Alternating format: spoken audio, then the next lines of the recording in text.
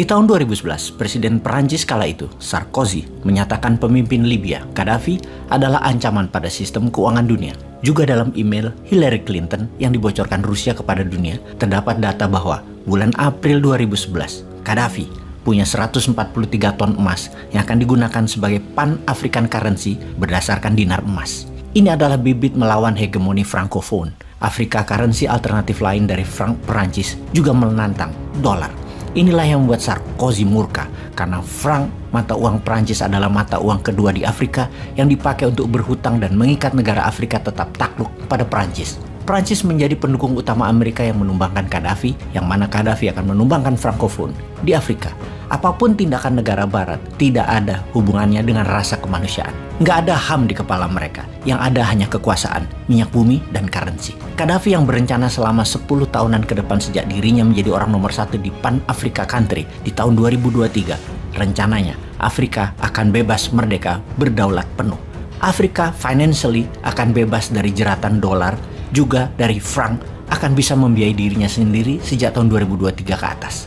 Demikian dikatakan di tahun 2011 sebelum dirinya ditumbangkan. Ada hal yang menarik lagi, yaitu Libya berhasil menghijaukan gurun dan membuat ribuan hektar tanaman pangan berproduksi dan berhasil membuat sungai dan danau buatan yang mengairi gurun dan lahan kering. Dunia barat tidak mau mengenalkannya. Apa yang dilakukan kemudian ketika invasi ke Libya? Bukan hanya membunuh Gaddafi, tapi menghancurkan semua infrastruktur danau buatan tersebut. Sumber airnya dan sungai yang bisa menghidupkan pangan Afrika semua dibom, diratakan dan ditutup beritanya. Afrika harus tetap bergantung kepada Barat. Jadi Gaddafi harus dieksekusi karena membahayakan global financial system dan akan membuat Afrika berdaulat. Dan itu tidak boleh. Sahabat, apakah kita akan mendiamkan negara Afrika susah selamanya? Apakah kita akan membuat negara dunia ketiga seperti negara kita ini akan terus bergantung pada kekuatan barat, dana asing yang belum juga saat ini membuat Indonesia berdaulat, makmur, kuat, dan sehat? Kita belajar dari Tiongkok yang masuk pakai pendekatan ekonomi dan melihat apa yang Rusia lakukan. Juga melihat Amerika dari sisi dalam. Amerika sekarang bukan apa yang kita bayangkan 20 tahun yang lalu. Amerika sekarang juga bukan negara seperti apa yang kita bayangkan 10 tahun yang lalu. Amerika beda sekarang. Amerika sekarang lebih lemah, lebih rusak sistem kemasyarakatannya. Dan di dunia hanya kuat di sisi pencitraan. Dalamnya Amerika mulai kopong. Amerika 2030 lebih parah lagi. Masyarakat Amerika itu 43% kegemukan, tukang makan, tidak sehat. Dan biaya ketidaksehatan Amerika itu 1,5 triliun dolar. Bangsa Amerika itu bangsa yang sakit dalam arti sebenarnya. Tingkat kejahatan di Amerika di dalam negeri saat ini tertinggi dalam sejarah Amerika. Violent karena drug, karena kepemilikan kesenjataan saat ini sudah di level parah. Sebagian masyarakat Amerika mungkin bangga banget dengan American Second Amendment atau amandemen kedua Amerika yang memperbolehkan mereka punya senjata atau firearm. Ini bagi banyak pengamat pertahanan adalah sebuah kegoblokan hakiki. Masyarakat sipil boleh bawa dan punya senjata, itu kegoblokan hakiki. Bayangkan saat ini dalam perhitungan statistik ada 400 juta senjata dipegang oleh masyarakat sipil yang merupakan jumlah sangat besar. Lebih besar bahkan dari senjata yang dipegang sebuah negara yang oleh masyarakat Amerika bisa digunakan untuk membunuh sesama rakyat Amerika. Amerika merupakan negara terviolent di dunia di dalam negerinya dibandingkan negara manapun. Di dunia pada umumnya, no gun bagi civilian. Senjata bagi sipil adalah ilegal. Namun di Amerika bisa membuat Amerika saling bunuh yang datanya terus meningkat dalam 2 tahun terakhir ini dalam kekerasan bersenjata. Ada lagi hal yang menarik di Amerika. Politiknya banyak yang fake. Karena Amerika dikelola oleh elit corporate dan pengusaha elit, baik oligar lokal ataupun oligar globalis cabal.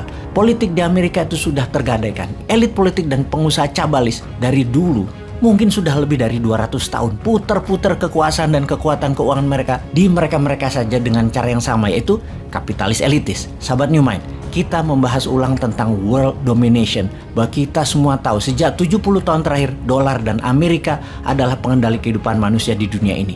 Amerika dan dolar adalah world order. Kemudian sistem kapitalis elitis adalah pengendali world wealth, 70% ekonomi dunia. Yang menjadi pertanyaan adalah, apakah dunia menjadi lebih baik? Apakah pembunuhan atas nama uang dan kekuasaan hilang? Apakah korupsi hilang dari muka bumi? Apakah dunia semakin sehat masyarakatnya atau nambah banyak penyakitnya? Apakah tidak ada perang dalam 70 tahun terakhir atau ada lebih 100 perang dalam masa itu? Apakah jarak orang kaya dan miskin semakin mendekat atau semakin melebar jauh? Apakah iklim cuaca dunia semakin friendly atau semakin parah dan merusak lingkungan? Banyak hal yang tumbuh, banyak hal yang baru yang canggih. Apakah membuat manusia menjadi lebih baik atau menjadi serigala yang memangsa sesama manusia? Manusia semakin buas terhadap satu dengan yang lainnya. Anda sudah tahu jawabannya. Tidak, dunia tidak lebih baik. Dunia dengan kendali di bawah Amerika tidak lebih baik. Banyak penyakit, banyak perang, kemiskinan, pelanggaran HAM tetap terjadi. Kekerasan yang dilakukan Amerika menimbulkan kekerasan balasan, baik dilakukan oleh lawan politiknya ataupun sekutunya. Tiongkok pun bengis terhadap bangsanya dan rakyatnya atas nama nasionalisme. Demikian juga negara yang diserang Amerika seperti negara Afrika dan negara Timur Tengah. Jadi violent, jadi brutal, balas dendam. Yang ini tidak akan pernah berakhir sepertinya. Intinya, sistem yang saat ini dikendalikan Amerika doesn't work. New Mind punya solusi.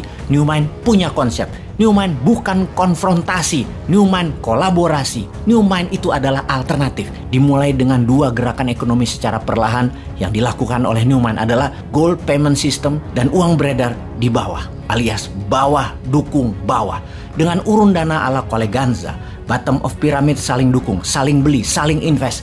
Dan kita tidak membalas dendam dengan kekerasan. Kita melakukannya dengan elegan. Kita buktikan di tahun 2024 semua itu terjadi. Indonesia yang terbaik.